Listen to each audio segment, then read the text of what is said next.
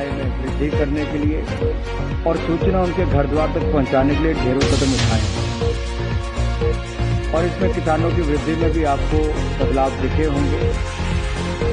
तो बीज से लेकर मिट्टी की सेहत तक, बीमा से लेकर सिंचाई तक, न्यूनतम समर्थन मूल्य से लेकर बाजारों तक एक व्यापक दृष्टिकोण से हर कदम पर किसानों का सशक्तिकरण हुआ है। आज की बैठक में माननीय प्रधानमंत्री मोदी जी के नेतृत्व में 2022-23 के लिए खरीफ की 14 फसलों की सब वैरायटी सहित 17 फसलों के न्यूनतम समर्थन मूल्य यानी कि एमएसपी का अनुमोदन किया गया है। और ये इसलिए भी महत्वपूर्ण है कि बुआई के समय अगर किसानों के ये आश्वासन होता है कि क्या दाम मिलने वाला है तो उससे उनका मनोबल भी बढ़ता है और उनको दाम भी बेहतर मिल पाते हैं। आपको ज्ञात होगा 2018-19 में जब सरकार ने निर्णय लिया कि लागत प्लस 50% पर एमएसपी तय करेंगे, उसको हमने लगातार लागू भी किया और उसके पालन के कारण किसानों को अच्छे दाम भी मिले, उनकी कमाई भी बढ़ी और बहुत सारे और कदम इसके साथ साथ कृषि के क्षेत्र में मोदी जी की सरकार ने उठाए हैं।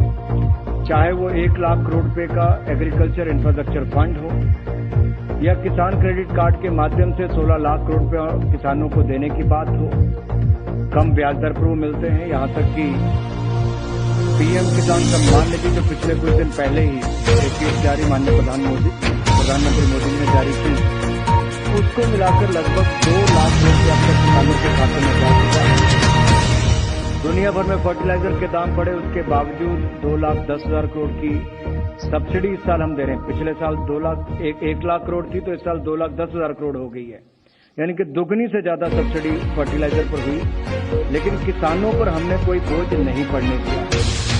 माइक्रो इरिगेशन स्कीम्स को देश भर में लागू किया गया, पर ड्रॉप मोर क्रॉप की योजना को आगे बढ़ाते हुए नेचुरल फार्मिंग को लगातार बढ़ावा दिया जा रहा है।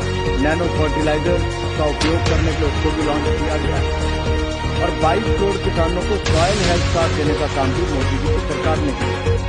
छोटे किसानों की ताकत बढ़े तो 10,000 एफपीओ बने, 6,865 करोड़ रुपया इसके ऊपर लागत आएगी, ये भी बजट में प्रावधान किया गया।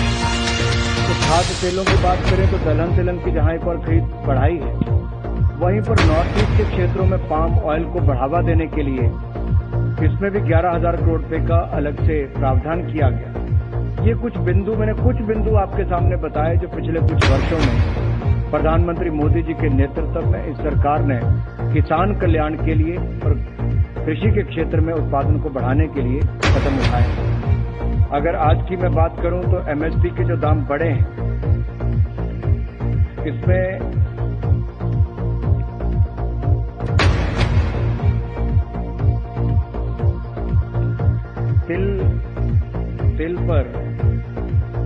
तिल की एमएसपी में 523 रुपए की वृद्धि इस साल होगी। मूंग पे 480 प्रति क्विंटल इसकी वृद्धि है। सूरजमुखी बीज पर 385 रुपए प्रति क्विंटल और रामतिल पर 357। तो कपास मध्यम रेशा पर 354 रुपए, सोयाबीन पर सोयाबीन जिला पर 350 रुपए की वृद्धि है और तूर पर 300 रुपए की वृद्धि है। उड़द पर 300 रुपया, मूंगफली पर 300 रुपया, ज्वार हाइब्रिड पर 232 रुपए, ज्वार मालदंडी पर 232 रुपए, रागी पर 201 रुपया, धान पर 100 रुपया, धान सामान्य पर 100 रुपया और धान ग्रेड ए पर 100 रुपया, बाजरा पर 100 रुपया और मक्का पर 92 रुपये।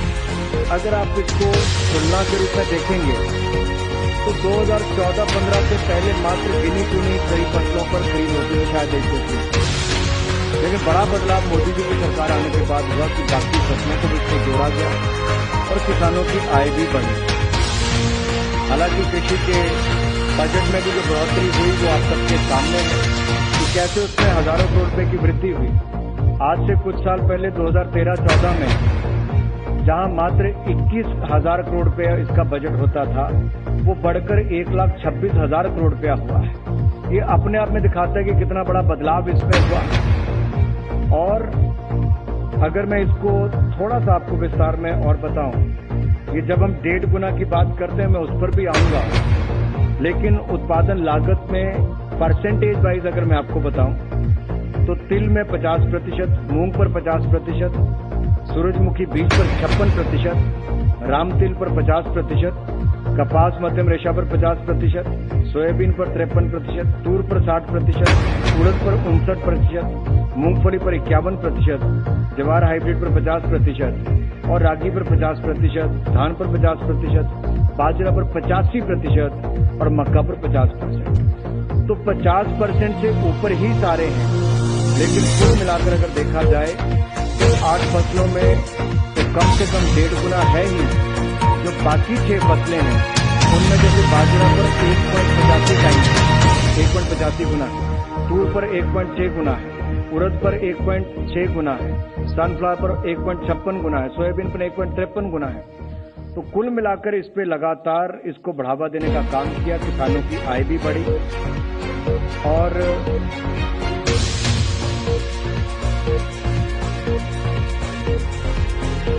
जो लागत प्लस 50% पे तो हमने किया ही। इससे अगर आप पहले की सरकारों की तुलना में देखेंगे, पहले कम खेती होती थी, न्यूनतम खरीद होती थी, उच्च आयात निर्भरता होती थी और अत्यधिक उपभोक्ता मूल्य